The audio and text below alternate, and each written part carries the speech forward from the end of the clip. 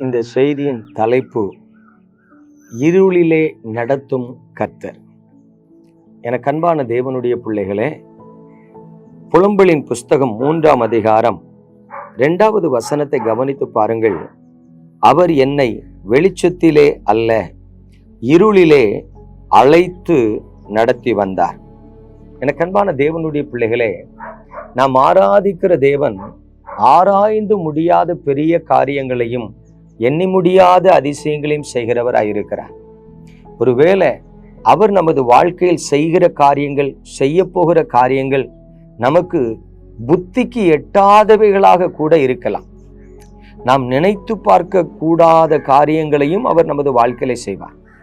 பாருங்கள், இங்கே எரேமியா என்று சொல்லப்படுகிற தீர்க்கதரிசி சொல்லுகிறார், கர்த்தர் என்னை வெளிச்சத்திலே நடத்தவில்லை, இருளிலே அழைத்து நடத்தி கொண்டு வந்தார் என்று சொல்லுகிறார். இருள் என்றால் போராட்டத்தை குறிக்கிறது. இருள் என்றால் பாவத்தையும் குறிக்கிறது. இருள் என்றால் வேதனையான ஒரு காரியத்தை குறிக்கிறது. இருள் என்று சொன்னால் இழப்பையும் குறிக்கிறது. இருள் என்பது ஒரு பொதுவான வார்த்தை. அதற்குள் பல வேதனையான தீமையான காரியங்கள் அடங்கி இருக்கிறது. இப்பொழுது கவனித்து பாருங்கள், எரேமியா தீர்க்கதரிசி சொல்லுகிறார், கர்த்தர் என்னை அழைத்து நடத்தி வந்தார். எங்க அழைச்சு நடத்தி வரார்? இருளிலே அழைத்து நடத்தி வரார்.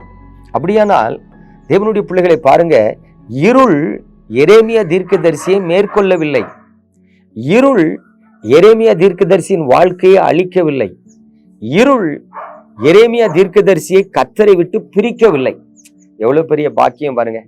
அதே போலதான் சில நேரம் உங்களுடைய வாழ்க்கையில கூட தேவன் இருளிலே அழைத்து நடத்தி கொண்டு வரலாம். எனக்கு தெரிந்த என் நண்பர் ஒருவர் இருக்கிறார். தங்கமான மனுஷன், யாருக்கும் எந்த தீங்கு செய்யணும்னு நினைக்கவே மாட்டார். நல்ல மனுஷன் பாருங்க, கஷ்டப்பட்ட வாழ்க்கையிலிருந்து உழைத்து சம்பாதித்து இன்னைக்கு நல்ல ஆசீர்வாதமான மேன்மையான நிலைக்கு வந்திருக்கிறார். ஆனா அவருடைய வாழ்க்கையில பாருங்க, அவர் திருமணத்துக்கு பிறகு அவருடைய மனைவி அவருக்கு உண்மையாக இல்லை. அவருடைய மனைவி சில நேரம் அவரை விட்டு பிரிந்து போயிடுவாங்க. சொல்ல முடியாத துக்கத்துல வேதனையில சிறு பிள்ளைய போல அழுவார். ஏன் எனக்கு இப்படிப்பட்ட ஒரு சோதனை? யோசித்து பாருங்க, இதான் இருள். ஆனா அப்படிப்பட்ட வேதனையிலும் அவர் பொறுமையா இருப்பார். அப்படிப்பட்ட சூழ்நிலையிலும் அவர் கர்த்தரை மட்டும் பிடித்து கொண்டிருக்கிறார்.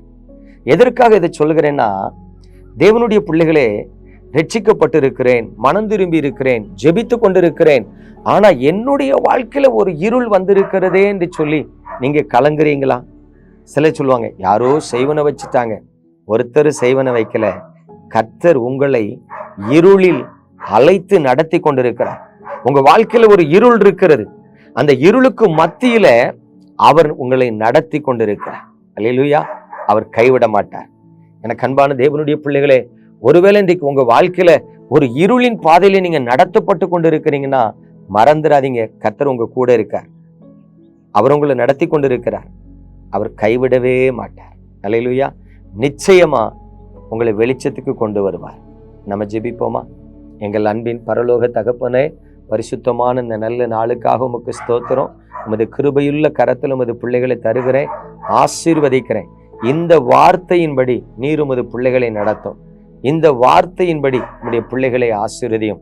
உமது பிள்ளைகள் எத்தனை பேர் இருளிலே நடத்தப்பட்டு கொண்டிருக்கிறார்களோ எனக்கு தெரியாது. அவர்கள் வாழ்க்கையில வெளிச்சத்தை சீக்கிரத்துல கட்டளையிடுவீராக. அவர்களை கரம் பிடித்து நடத்துகிற நீர் கடைசி வரை கைவிடாமல் நடத்தும். இயேசு கிறிஸ்துவின் நாமத்தில் பிதாவே, ஆமென். பிரியமானவர்களே, பயப்படாதீங்க, கலங்காதீங்க. உங்களை நடத்துகிறது கர்த்தர். God bless you.